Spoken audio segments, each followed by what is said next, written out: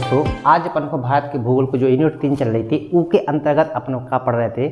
जो अपन ने पिछले वीडियो बनाया तो ना, तो उसमें अपन ने दर्रे देख लिए थे। आज का वीडियो आपके लिए बहुत खास है, इंपॉर्टेंट है, महत्वपूर्ण है। आज के लिए आज का वीडियो जो होगा आपके लिए बहुत ज़्यादा इम्पोर्टेंट होने वाला है। ठीक है। दूसरी चीज़, यदि हम आज के वीडियो की बात करते हैं तो आज अपन पढ़ेंगे उत्तर का विशाल मैदान। अच्छा, उत्तर का विशाल मैदान, क्योंकि अपन ने देखो अभी तक क्या कर लिया है, जो हिमालय पर्वत है उसको अच्छी तरह से देख लिया है। उसके बाद अपन ने दक्कन का प्रायद्वीप पठार बारे में देख लिया था। इस बाद हम पूरी पश्चिमी घाट की सारी चोटियाँ पहाड़ियाँ अपने लगभग देख चुके हैं। अब जो कुछ मिलता है तो उसको आगे अपन देखते चलेंगे। ठीक है। अच्छा, आज का वीडियो आपके लिए बहुत ज़्यादा महत्वपूर्ण इसलिए है क्योंकि जो उत्तर का विशाल मैदान है वहाँ पर इन मैदानों का निर्माण होता कैसे है, पहले तो इसको समझना चाहिए। देखो क्या हुआ आपको बताएं, हम पहले भी वीडियो में बता चुके हैं। जैसे ही जब गोंडवाना लैंड से वो अपना जो टुकड़ा जाकर अंगार लैंड में टकराया, उसी टाइम पर जब हिमालय पर्वत का निर्माण हुआ तो हिमालय पर्वत के गिरिपाद में छोटे छोटे 100-200 मीटर की ऊंचाई तक क्या हो गया, इन मैदानों का निर्माण होना शुरू हो गया था। उसी टाइम पर मैदान का निर्माण हुआ था। बट क्या होगा आपको पता होना चाहिए कि जो हिमालय पर्वत है वहां से निकलती हैं 12मासी नदियां। क्या होती हैं? 12मासी नदियां निकलती हैं। और आपको पता होना चाहिए नदियां क्या करती हैं? नदियां करती हैं बहाकर लाई हुई मिट्टी से मैदानों का निर्माण करती हैं। अब बात समझ में आई कि नहीं? तो हमने क्या बताया था कि जो उत्तर का भारत का विशाल मैदान है, इसको अपन को नदियों के थ्रू निर्माण के बारे में समझना है आज अच्छी तरीके से। और आज का वीडियो आपके लिए बहुत ज़्यादा खास है क्योंकि आप यदि यहाँ पर भारत पर पाए जाने वाले स्थानों के बारे में, यदि हम भारत पर जो पॉइंट हैं, पूरा मैदान है, उसको अगर हमने समझ लिया तो आपके बहुत सारे क्वेश्चन ऐसे हो जाएंगे कि साइंस पर हल कर लोगे, क्योंकि आपको पता होना चाहिए। अच्छा, एक बात बताओ, आप लोग खुद बताना, मिट्टी जहाँ पर ज़्यादा होगी, मैदान जहाँ ज़्यादा होंगे तो वहाँ पर जनसंख्या घनत्व ज़्यादा होगा, यहाँ पर निवास स्थान जनसंख्या का ज़्यादा होगा। और जहाँ मिट्टी होगी, वहाँ पर उपजाऊ मिट्टी होगी, तो वहाँ पर वहीं पर तो जनसंख्या का निवास ज़्यादा होगा। दूसरा, जब जनसंख्या ज़्यादा होगी तो उद्योग धंधे भी कहाँ लगाए जाएंगे? वहीं पर भी तो लगाए जाएंगे जहाँ जनसंख्या ज़्यादा हो, घनत्व होगा। तो ये सारी चीज़ें हैं, जो छोटे छोटे पॉइंट होते हैं, उनको आपको लेकर चलना है। आज का टॉपिक आपका उत्तर का विशाल मैदान है, इसके बारे में आज अपन पढ़ेंगे। उत्तर के विशाल मैदान को आपको पता होना चाहिए, इसको बोला जाता है सिंधु गंगा ब्रह्मपुत्र का मैदान। तो पहला पॉइंट हम क्या करेंगे, इसको लिख लेंगे कि उत्तर भारत का विशाल मैदान है, इसको बोलते हैं सिंधु गंगा ब्रह्मपुत्र का मैदान। चलो, अच्छी बात है। अच्छा, दूसरा पॉइंट है, यदि हम टोटल इसकी बात करते हैं, देखो सिंधु आपको पता है यहाँ से निकलती है चली जाती है। अभी आप पूरा डायग्राम से करेंगे, क्लियर करेंगे, तो यहाँ से लेके यहाँ तक, ठीक है, ये अपना जो मैदान होता है उत्तर प्रदेश, दिल्ली, हरियाणा, पंजाब, समझ जाए, झारखंड, इसके बाद अपना बिहार, पश्चिम बंगाल, असम, बस समझ में। तो ये सारा मैदान है, यही तो सबसे ज़्यादा उपजाऊ मैदान है। आपने देखा होगा नीचे से ज़्यादा ऊपर का जनसंख्या घनत्व ज़्यादा है, क्योंकि यहाँ पर मैदान जो है वो उपजाऊ मैदान है। और देखो नदियाँ जो बहाकर मिट्टी लाती हैं वो उपजाऊ मिट्टी होती है ना, तो वहाँ पर जनसंख्या घनत्व ज़्यादा है। जनसंख्या घनत्व होने के कारण बहुत सारी चीज़ें आप समझोगे। तो सबसे पहले हम क्या कर रहे थे कि जो इसको सिंधु गंगा ब्रह्मपुत्र का मैदान बोला जाता है।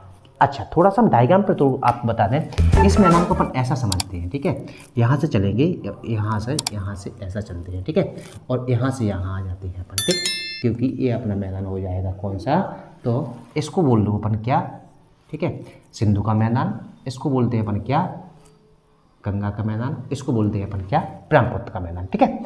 इसको बोलेंगे अपन क्या, पहला हो जाएगा अपना सिंधु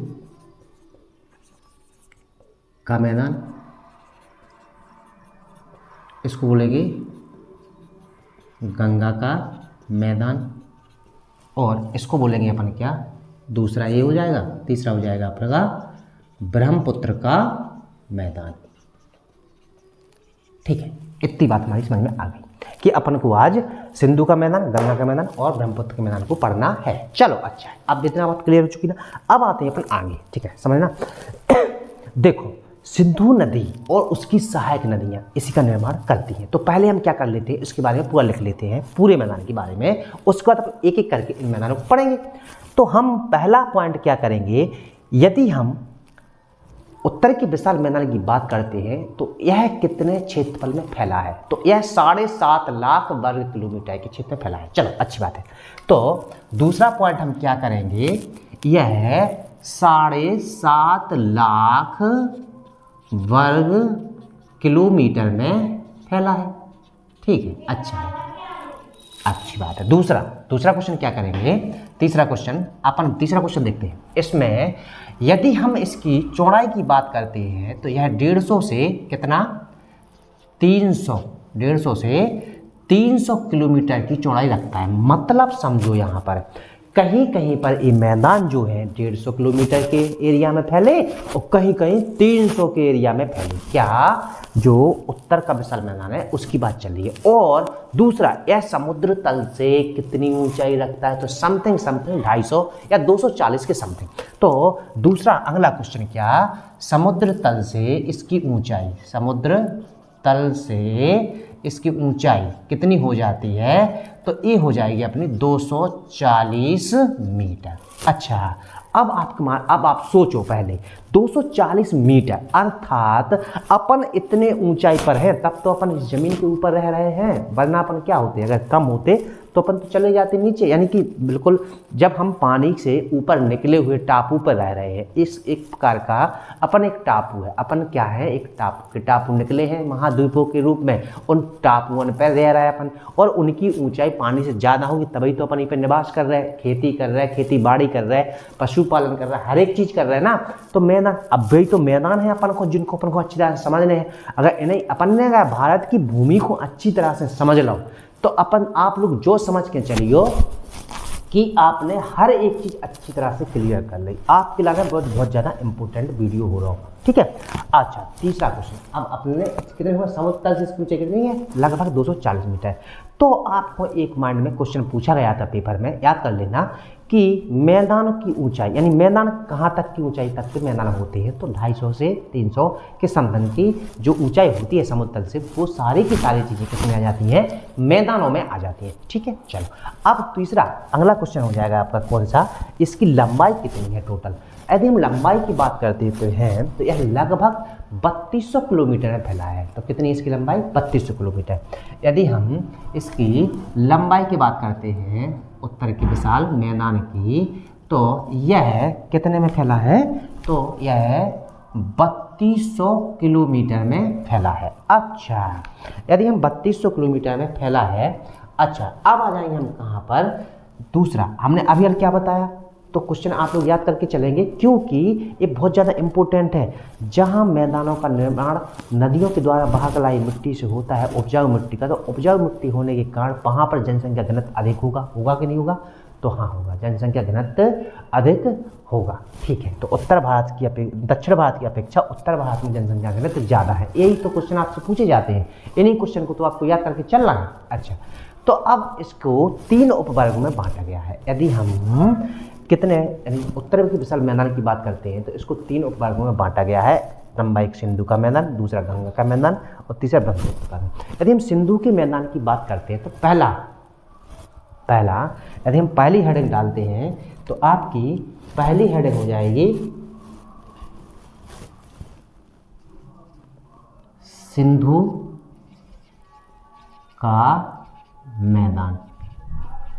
ठीक है, इसके अंतर्गत हम पढ़ेंगे किसको, पंजाब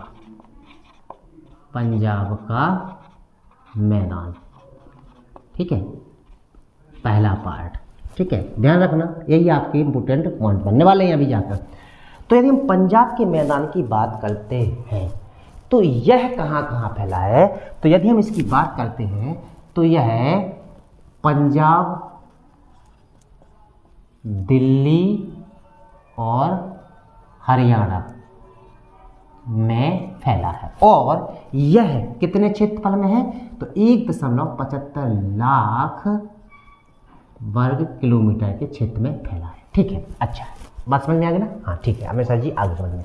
दूसरी चीज, सिंधु के मैदान का निर्माण होता कैसे है, पहले आपको ये समझना पड़ेगा। तो सिंधु की सहायक, क्योंकि जो सिंधु की सहायक नदियां हैं, तो ना समझना, फिर बाद में हम मैप पे कर देंगे। तो सबसे इम्पोर्टेंट सिंधु की सहायक कौन कौन नदियां हैं अपनी, तो कौन कौन होगी, तो रावी, ब्यास, झेलम, चिनाव और सतलुज।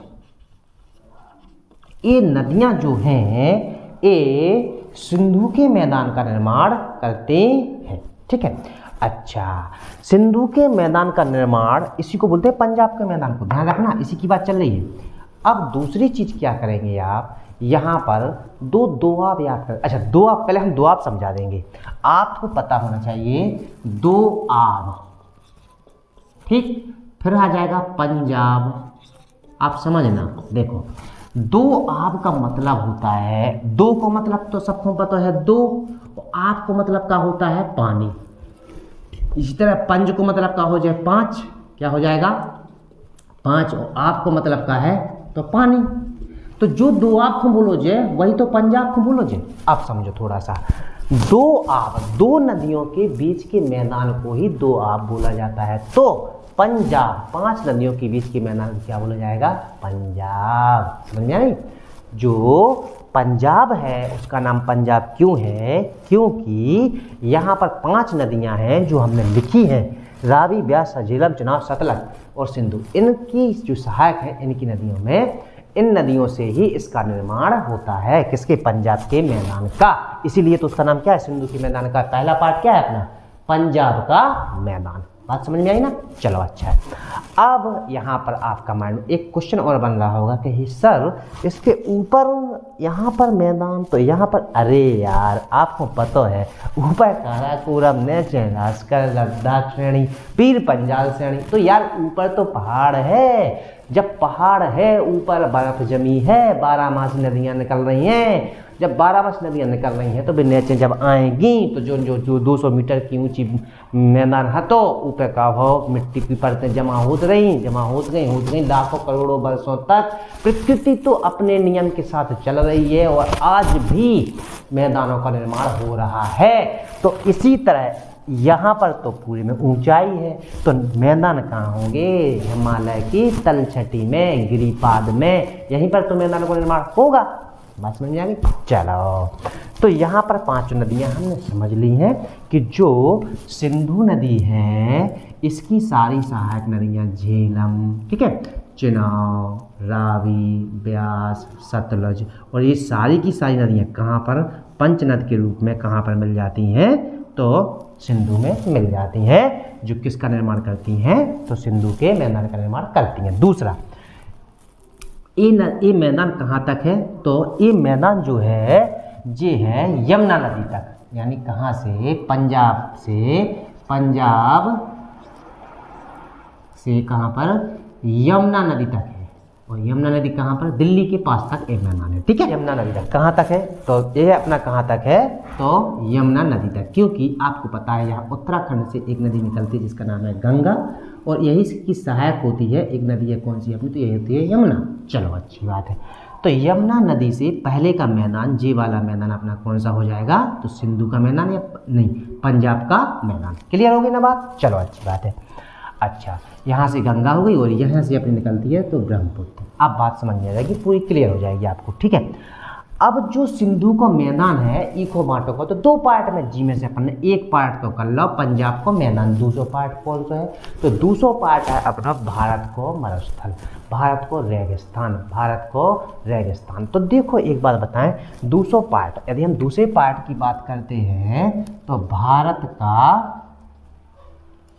रेगिस्तान, और हमने पहले भी बताई थी एक दिन, आपको पहले बता दूं जब मैदान की बात चल रही थी, आज अपन थोड़ा विस्तार से पढ़ रहे हैं, इसको अच्छी तरह से पढ़ते चलना। मैंने पहले भी बताया था आप लोगों को कि भारत में जो रेगिस्तान है, जो उत्तर की विशाल मैदान का ही हिस्सा है, इसको अलग मत समझिएगा। और अच्छा, मरुस्थल, भारतीय मरुस्थल को हम पूरा अलग से बता देंगे, बट यहाँ पर आज दो पार्टों में इसको पढ़ लीजिए, थोड़ा समझ लीजिए आप।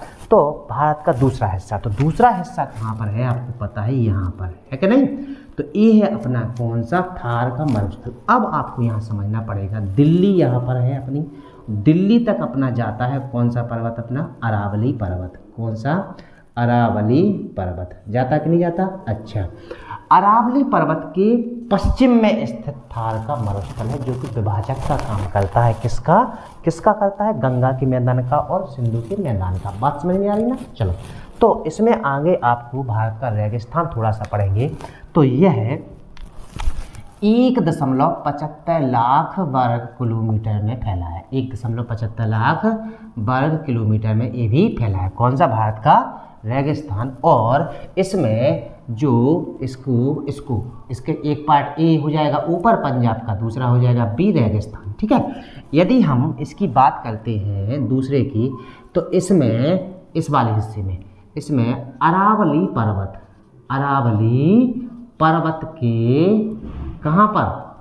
पश्चिम में, अरावली पर्वत के पश्चिम में जो रेगिस्तान है उसमें एक नदी निकलती है लूनी, जो कि अंतर प्रवाह की नदी है, जिसको हम बता चुके हैं। अगला पॉइंट क्या याद करेंगे?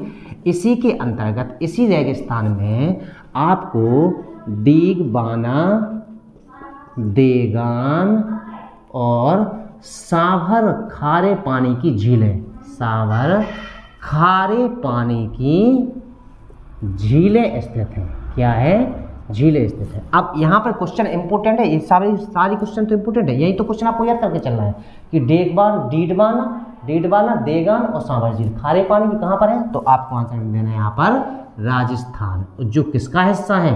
तो उत्तर के विशाल मैदान का पार्ट 2 भारत का रेगिस्तान सिंधु के मैदान का हिस्सा होता है। बात क्लियर होगी ना? चलो, अब यहाँ पर आपको थोड़ा समझना पड़ेगा। देखो, रेत हम मरुस्थल का बाद में वीडियो बना देंगे। यहाँ पर एक स्थल आकृति देखने को मिलती है, जिसको बोलते हैं बालू का स्तूप। क्या बोलते हैं? बालू का स्तूप। यदि हम बालू का स्तूप की बात करते हैं तो इसका निर्माण होता कैसे है? पहले तो आपको माइंड में यही बनेगा कि क्या है बालू का बजरी तो पंजाब रेगिस्तान में बजरी है, हाँ ये बात जानते हैं, लेकिन बालू का स्तूप क्या है?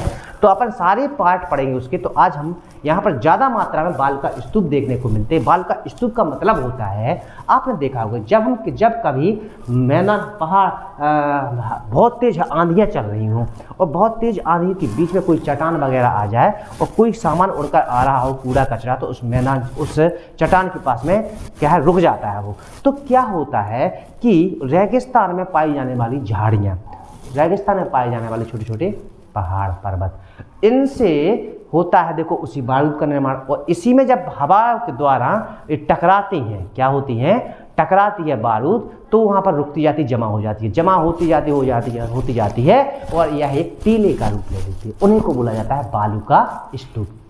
हालांकि भारतीय मरुस्थल का हम कल बन जाएगा, पूरा वीडियो बना देंगे, बट आज थोड़ा सा आप समझ लीजिए।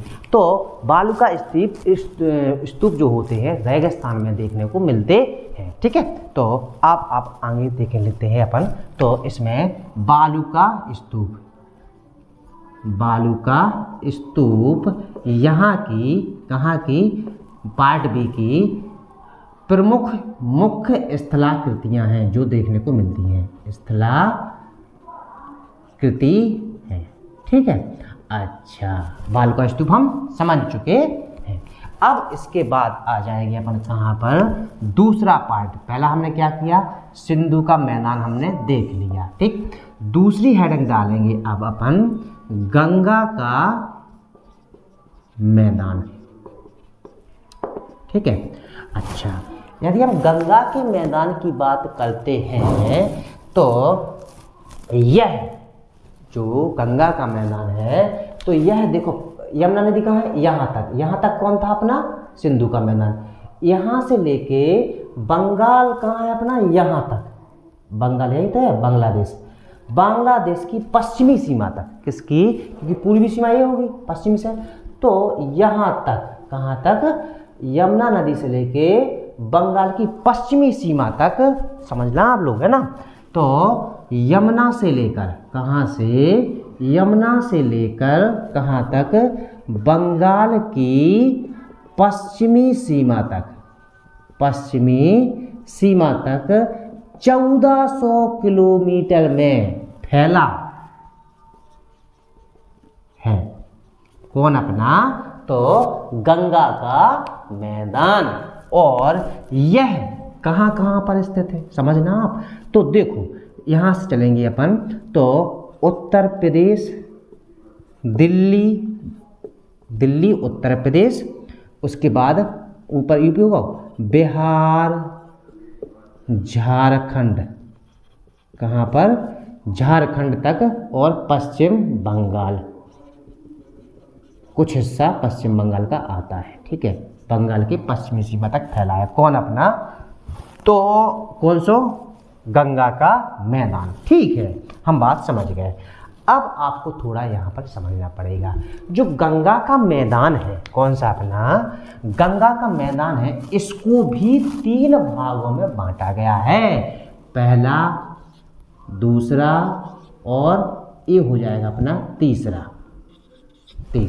ठीक है, तो देखो इसको ऐसा कर लेते हैं अपन, ये हो जाएगा आपका दूसरा और ये हो जाएगा आपका तीसरा हिस्सा।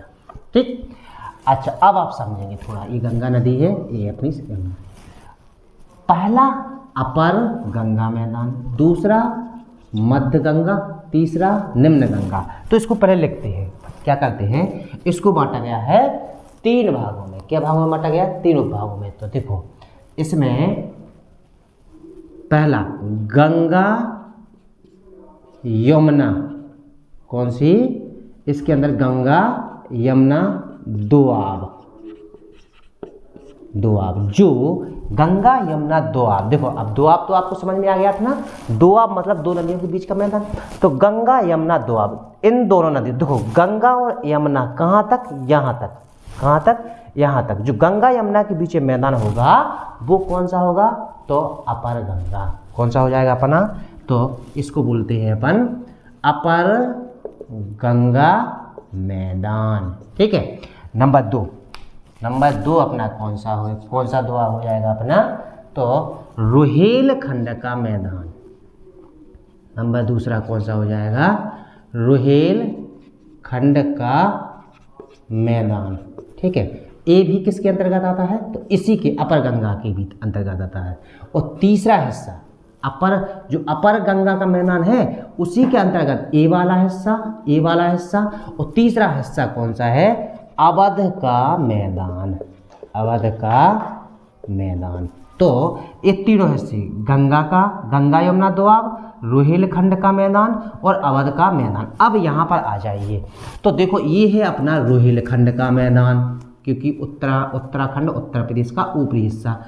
ये है अपना गंगा यमुना दोआब, ठीक, और ये है अपना इलाहाबाद अवध। तो अब आप समझ में आ गई, इसको बोलते हैं अपर गंगा। अपर गंगा के अंतर्गत आते हैं तीनों, कौन कौन आते हैं, तो नंबर 1 रुहेलखंड, कौन सा आ जाएगा, रुहेलखंड। नंबर 2 गंगा यमुना दोआब, कौन सा हो जाएगा, दोआब।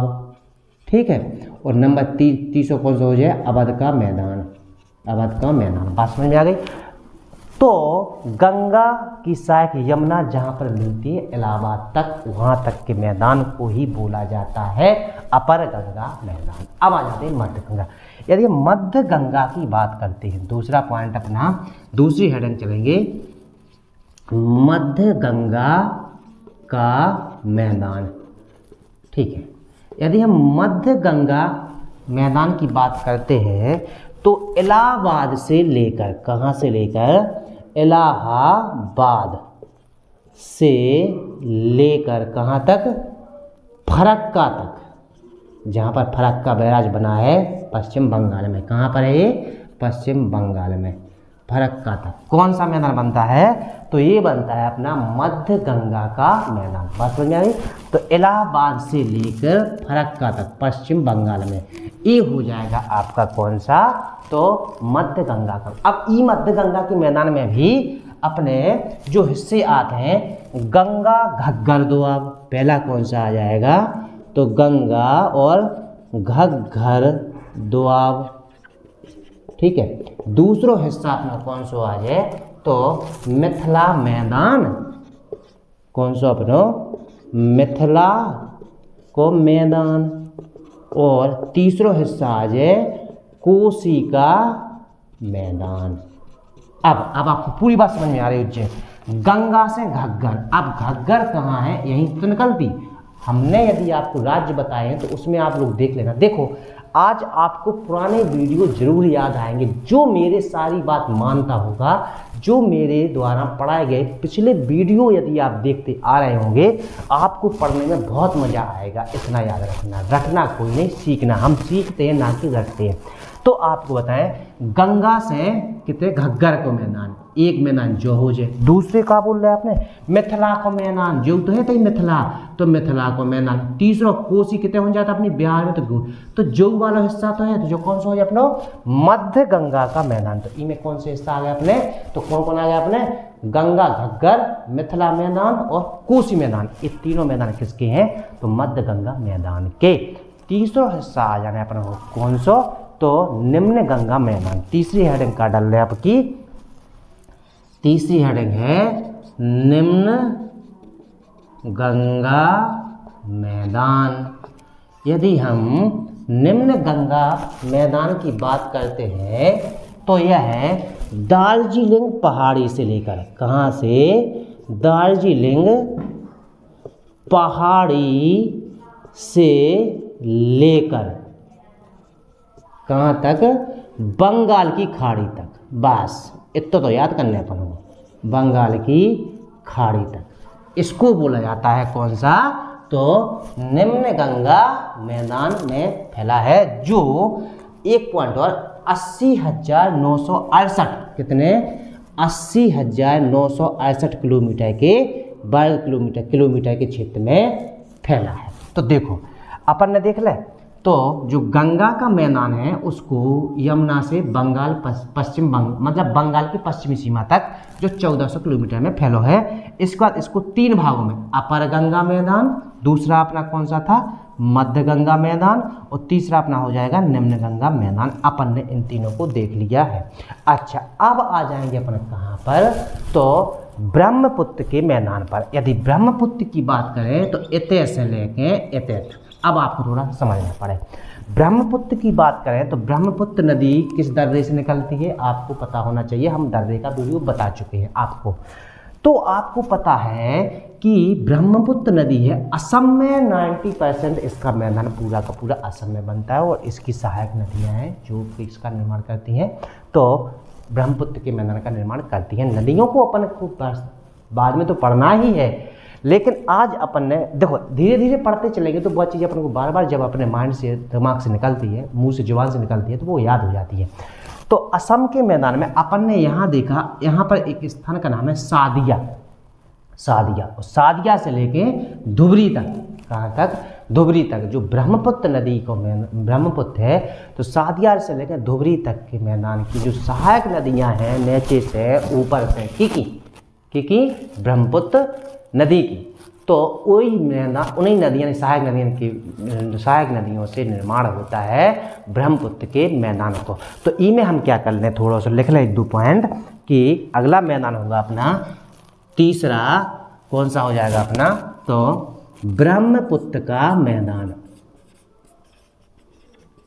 कैसा हो जाएगा, ब्रह्मपुत्र का मैदान। यदि हम ब्रह्मपुत्र की बात करते हैं तो यह है असम में, कहाँ, असम में सादिया, कहाँ से, सादिया से धुबरी तक, कहाँ तक, धुबरी तक 750 किलोमीटर में फैला है। कितना है इसका मैदान का निर्माण, 750, और प्रमुख रूप से इसी के अंतर्गत जो ब्रह्मपुत्र नदी है, जिसे हम पहले भी बता चुके हैं, ब्रह्मपुत्र नदी में विश्व का जो ब्रह्मपुत्र नदी है जो विश्व का सबसे बड़ा नदीय द्वीप का निर्माण करती है, जिसका नाम होता है माजुली। कौन सा होता है, तो माजुली। तो ये लो देख लो, अपन ने जो मैप है ई पे सिंधु उत्तर के विशाल मैदान की पूरी बात कर ली है। ठीक है, बात समझ में आई। देखो हम आपको बताएं, अब आप लोगों को थोड़ा समझना चाहिए, आप लोग बिल्कुल फ्री ऑफ कॉस्ट बिल्कुल और विस्तार से डिटेल से पढ़ रहे हैं कि नहीं पढ़ रहे। आप लोग खुद सोचना, क्या यहाँ से पढ़ने के बाद आपका क्वेश्चन छूटेगा? अच्छा जवाब देना, ठीक है, कमेंट में जवाब देना, नहीं छूटेगा, मुझे पता है नहीं छूटेगा। ठीक है, यदि आप, ठीक है, तैयारी के ऊपर डिपेंड करता है, बट क्वेश्चन नहीं छूटेगा, इतना हम जानते हैं। और हम जो बता रहे हैं, दूसरी बात, आप लोग मैप जरूर रख लें भूगोल पढ़ने के लिए, लिखते जरूर लाएं। तीसरी बात, यहाँ तक आने से पहले जो हम पहले बोला करते थे आप लोगों से कि मेरे पिछले वीडियो देखना स्टार्ट कर दीजिए जो नए व्यूअर हैं, और उनको राज्यों को पहले समझिए। उस समझने के बाद भूगोल में यार खेल है किसका, राज्यों के अंतर्गत पाने वाले स्थानों का तो पूरा खेल है यार, बस समझो। तो अब आपको समझ में आ रहा होगा कि आज आपने देखा यहाँ पर हमें राज्यों की ज़रूरत पड़ी, तो राज्यों को देखिए कहाँ से कहाँ तक है, तो ये सारी चीज़ें देखिए। आपको नदियाँ हमने थोड़ी थोड़ी तो बता चुके हैं, जब पूरा पढ़ेंगे एक एक नदियाँ से तो वैसे ही पढ़ लेने अपन को, ठीक है। तो आप इसको बिल्कुल अन्यथा ना लें, अच्छी तरह से पढ़ते जाएं, समझते जाएं। अगर आपको यहाँ पर दिखता नहीं है तो आप लोग मेरे मुंह की जो हम जो बोलते हैं उसको भी सुनते जाएं, समझते जाएं और पढ़ते जाएं, ठीक है। अच्छा, अब पीछे की वीडियो जरूर देखें। जो नए व्यूअर हैं आप लोग बस इतना कीजिए कि थोड़ा सा पीछे से कीजिए, कम पढ़ें बहुत। देखो क्या होता है, ज़्यादा से जो ज़्यादा बच्चे, ठीक है, कछु होते ऐसे जो पढ़े वाले होते हैं, कछु ऐसे हो जो तनक खिलाने देखा तो चले जाते हैं, लेकिन हमारी पढ़ाई की संगतों को जब एहसास हो, जब वो पूरी तरह से पढ़ भी, मतलब टेस्ट दे भी जाए तो गलती करके आ जाते। तो आप लोग इतना ध्यान करें, जो पढ़ने वाले बच्चे हैं वो मेरी बात को सुनेंगे, मानेंगे, अच्छी तरह से पीछे से आप लोग पढ़ते आइए, और पीछे से पढ़ कर आएंगे तो आपको मेरी हर एक बात, हर एक टॉपिक, हर एक क्वेश्चन आपको समझ में आएगा।